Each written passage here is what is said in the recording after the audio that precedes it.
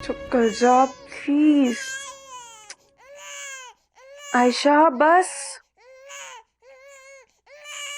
क्या हुआ सारा? सुहेब देखो ना, चुप ही नहीं हो रही, कब से रोए जा रही है। थक गई मैं तो इसे चुप करवा करवा के। अच्छा।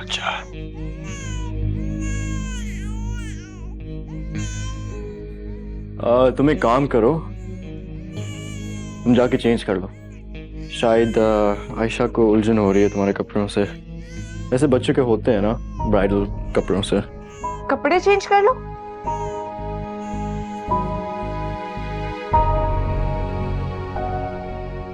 मेरा मतलब था जुहेब, अभी तक तो हमने सही से बैठ के बात तक नहीं की है। मेरा मतलब है तुम कंफर्टेबल हो जाओ, फिर आयशा भी कंफर्टेबल हो जाएगी और सो जाएगी। फिर हम इत्मीनान से बात करेंगे।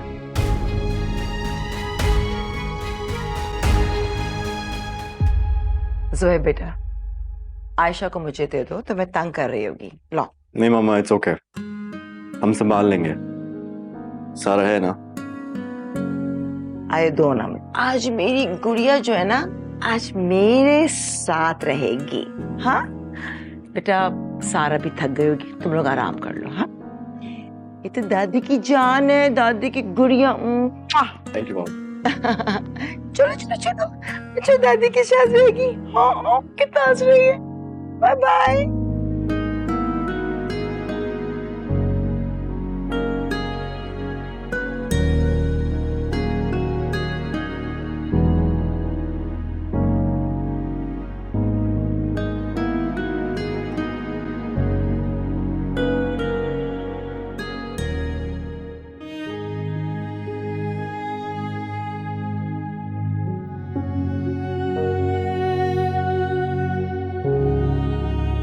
पता है आज ऑफिस में मेरा दिल बिल्कुल नहीं लग रहा था, सिर्फ तुम्हारे बारे में सोच रहा था।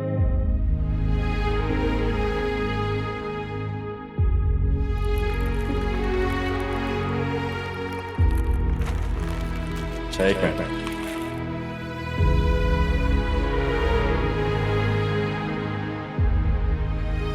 ये तुम्हारे हाथ पे बहुत अच्छा लगा।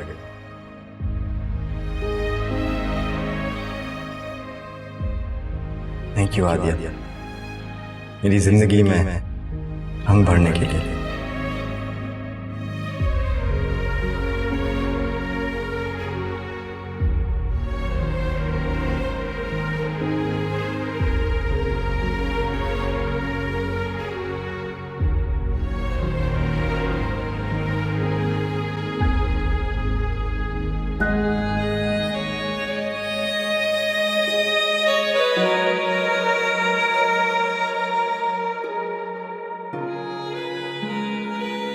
अल्लाह, आज की रात कितनी लंबी हो गई है, जैसे खत्म ही नहीं होगी। क्यों हो रही है मुझे इतनी बेचैनी? अब तो उस शख्स से मेरा कोई ताल्लुक ही नहीं है।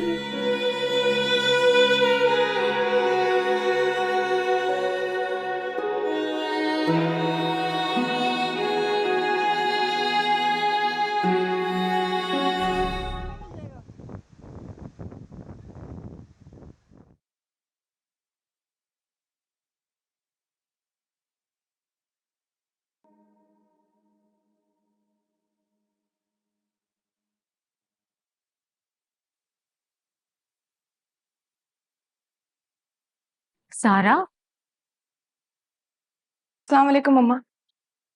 वालेकुम अस्सलाम।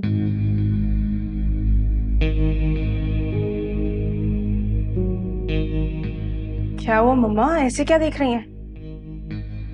अपनी बेटी को प्यार से देख रही हूँ। तुम्हें पता है सारा, मैं तुम्हारे ही बारे में सोच रही थी। कल रात को तुम्हारे बाबा में तुम्हारी ही बातें करते रहे, तुम्हारे बचपन की, तुम्हारे स्कूल की। पता नहीं, मैं सोचती हूँ माँ बाप अपनी बच्चियों को शादी करके इतना दूर दूर कैसे भेज देते हैं। तुम तो मेरे पास ही हो, मेरे घर में हो, फिर भी मुझे हर वक्त तुम्हारी फिक्र लगी रहती है। कैसी है मेरी बेटी? ठीक ही हूँ मैं। क्या हुआ सारा? मुझे तो लगा तुम बहुत खुश होगी। तुम्हारा चेहरा क्यों उतरा हुआ है? हाँ खुश होंगी मम्मा। ये तुम्हारी और ज़ुहैब पे कोई बात तो नहीं हुई? सब खैर है? जिस लड़की को मुंह दिखाई पर उसका शौहर अपनी बेटी तोहफा दे दे, कैसे खुश हो सकती है? क्या मतलब सारा? आयशा रात को तुम्हारे साथ थी? जी, ज़ुहैब आयशा को लेकर आ गया था। अस्सलाम वालेकुम चाची।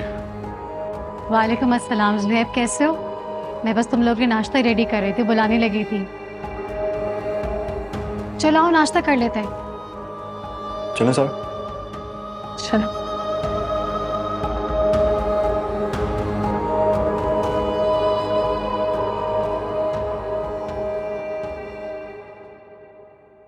मैंने सुना है कि हादिया का शौहर उससे बच्ची भी ले गया। हाँ, लेकिन अब क्या कर सकते हैं? बच्ची थी तो हादिया का भी दिल लगा रहता था, लेकिन वो बदबख्त बच्ची को उठाकर ही ले गया। कभी खुश नहीं रहेगा वो। बद्दुआ लगेगी उसे मजलूम माँ की।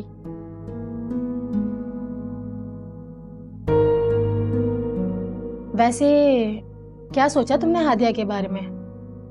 मैं तो कहती हूँ कोई अच्छा रिश्ता देख कर ना उसे भी अपना घर का कर दो। हाँ जुबैदा, कह तो तुम ठीक रही हो। मैं करूंगी हादिया के मामू से बात इस बारे में। हाँ ना, बेचारी हादिया इतनी उदास रहती है। अपने घर की हो जाएगी ना तो बच्ची का दुख भी भूल जाएगी वो। हाँ ये तो सही बात है, लेकिन देखो वो राजी होती भी है कि नहीं। क्यों राजी नहीं होगी वो?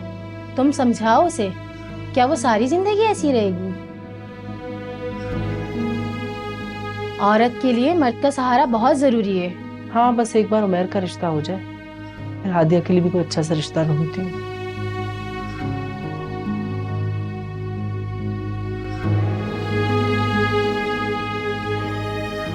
शौकत, ये क्या तरीका है? भाभी ने पहली रात ही बच्ची को सारा को दे दिया। भाभी बच्ची को अपने पास भी तो रख सकती थी ना। आयशा भाभी जान के पास ही थी। बड़ा एहसान किया उन्होंने, अपने पास बच्ची को रख लिया। भाभी को सारा को देना ही नहीं चाहिए था। आपने कभी किसी नई नवेली दुल्हन को बच्ची संभालते हुए देखा है? क्या इतनी अकल नहीं है भाभी के अंदर? भाभी जान मना कर रही थी ज़ुहैब को। ज़ुहैब खुद आयशा को लेकर गया था। समीना, सारी बातें पहले से क्लियर थी। सब जानते थे कि ज़ुहैब सारा से सिर्फ और सिर्फ अपनी बेटी की वजह से शादी कर रहा है।